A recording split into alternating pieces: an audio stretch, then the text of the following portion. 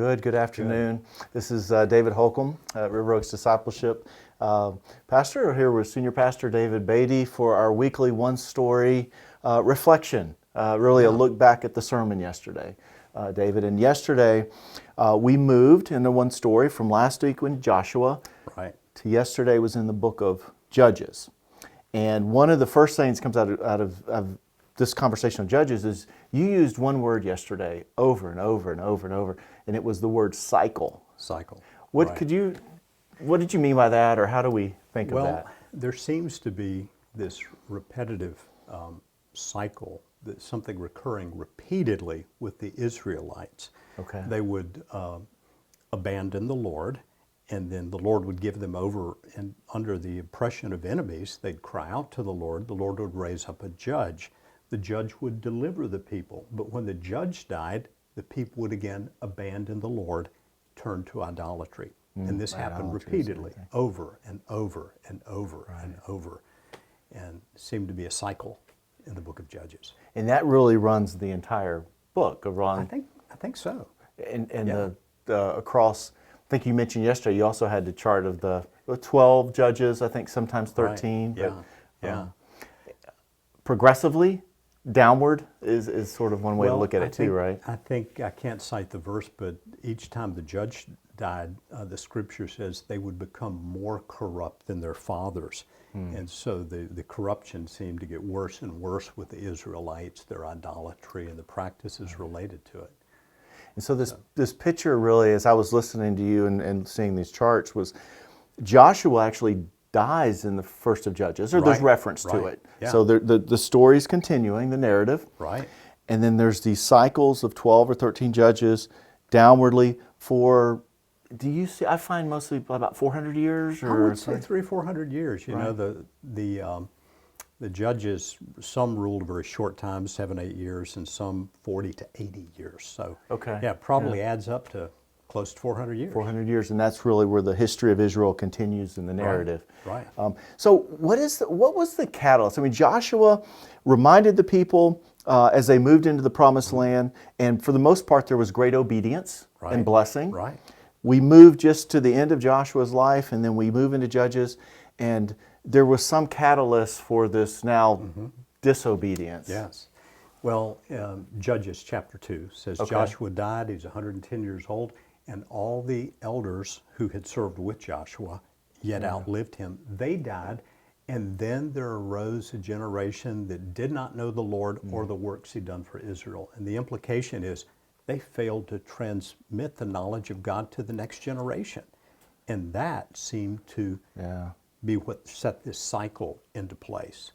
Because when the judge died, each judge in the cycle, they followed more corrupt practices. So their big failure, I think, was the failure to teach their children, the next generation.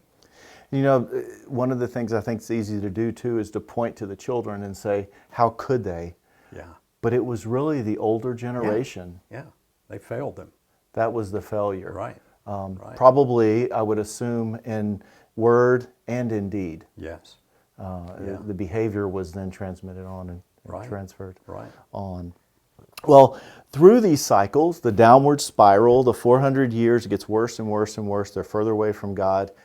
The big question of Judges, man, they become violent. Gosh, just violence and violence and violence. Yeah. Bad stuff. Yeah.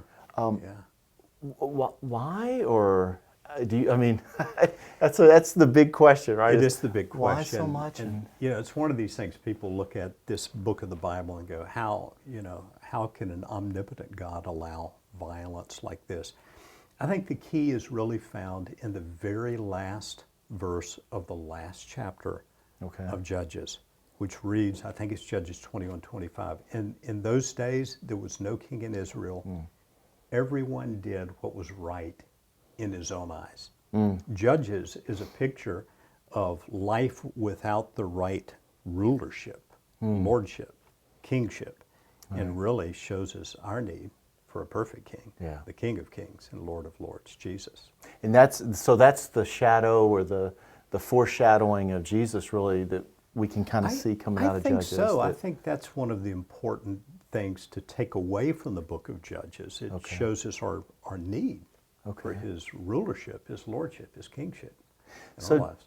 So do you think, so would we say that God commanded the violence, or did he allow the violence, or it was, because we know the books of history are that. Right. They're just recordings. Right. The good, the bad, the ugly. Right. And here's a lot of bad and ugly. Yeah. And it's just, it is what happened, but it doesn't mean that God blessed it or caused it. Right. Or how do you? I would prefer to say he allowed it, Okay. because the book of Judges says they abandoned the Lord, and the Lord gave them over to the hand of their enemies. In other words, he lifted his protective hand and allowed their enemies to oppress them and subdue them. Okay. And so it was their disobedience that precipitated that. Okay. So. And really an indication of our depravity, just fallen man, sinful man. Yeah, and, definitely. Perhaps recorded history of even our contemporary time will speak to the amount of violence and Right, right. just how difficult that is to comprehend, really. It is. Well, and and I think one of the maybe the last comments or questions here is, you used a verse yesterday too that I thought really sort of spoke to how do you respond to someone that says, well, if it happened in Judges, God must have really wanted that to happen, and so there can't be a good God. Paul in 1 Corinthians 10, Chapter 10. chapter 10. Right. Can you remind us, or why did you choose that Well, passage? Twice in that passage, I think it's 1 Corinthians 10, verses 6 through 11, 10 or 11. Okay. He says, now these things happened to them, and these things is a reference to what happened in the Old Testament. He's citing, I think, from the book of Numbers. These things happened to them as examples, and they're written for our instruction upon whom the ends of the world have come. That is, these of us in later times. We're to learn from these things. And then he lists all these negative things, that we should not commit idolatry like they did, that we should not commit sexual immorality like they did, that we should not grumble or complain like they did. And so he's saying these examples are to teach us how not to live, how not to disregard God, how not to disregard his will and his ways, and to turn to false gods. And that's so important, particularly in the books of history, which we're now in, is that God is not condoning every act.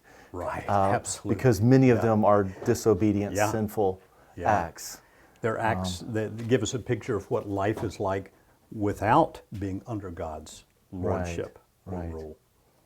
Well, maybe just a few other, because this is really intriguing. I hope you guys are enjoying the conversation on Judges, of all things, and we want to keep doing this. But that list of judges, and we think about it being a downward spiral. Right. So we kind of had the first few judges that were okay, maybe Deborah, perhaps. Yeah. They had their flaws. Right. Gideon, perhaps, but he had his flaw. Right. But we work all the way down to the last one in Judges, Samson. Samson, yeah. And I was thinking yesterday that maybe just that childhood, just misunderstanding, but it feels like we often think of Samson as a hero of the Bible. Yeah, yeah. How would you respond? Well, we're introduced to Samson when he's going to a prostitute, I think. So, we can think of him as a hero, and God used him. He anointed him with great power, and ultimately in his death he killed a bunch of Philistines. Sure. But if you look at his life, you have to say Samson was undisciplined and immoral and unwise, and yet God used him. Yes, that's true. So I would say God used Samson despite his Well, character. and he's really the epitome of what's going on, because in defeating the Philistines or against them initially, he then actually becomes one. If you read it, I mean, it seems like he becomes sort of, he worships idols. With Delilah, he sort of continues to go back to her. And you warned us about that yesterday. You said Judges, one of the key things it teaches us, aside from passing along to next generation, is the influence, not to be influenced and overtaken by the culture around us. Right, absolutely. It's a great warning of the book of Judges. And we see this happening today. If people don't hold fast to some standard of truth from God, we will be changed. Our worldview, our morality will be changed by the surrounding culture. If we let it be driven by the media, by what friends think, we'll be pulled away. We need to hold steadfast to God and His Word. Oh, that's great. That's a great word. It's anything else you would like to share on Judges, or I think we covered. No, that was good. I think it would be hard to come up with more challenging questions than you can come up with. Well, But no, it's part of God's inspired word. But as you mentioned before, just because it happened doesn't mean that God caused it to happen. Right. He's showing us what life is like when there's no rulership of a godly king, a good godly king. And ultimately, of course, we know that king is Jesus, Right. King of kings and Lord of lords. Well, good. So Judges. So this next week, next Sunday, we'll look at Ruth. Right. And a little bit easier book. That'll be easier. And then Yeah. I think it's interesting as we get back, the narrative continues on the other side of Ruth, where we see the last of the judges, perhaps, with Eli and Samuel, and this sort of that continuation, and we'll move into some kings. Into the kings. Yeah. Yeah. David and Saul. Thank you, David, for sharing Thank that. you, David. I really Thanks. appreciate the teaching yesterday, and Thank you, we hope guys. you all have a wonderful week in the book of Judges.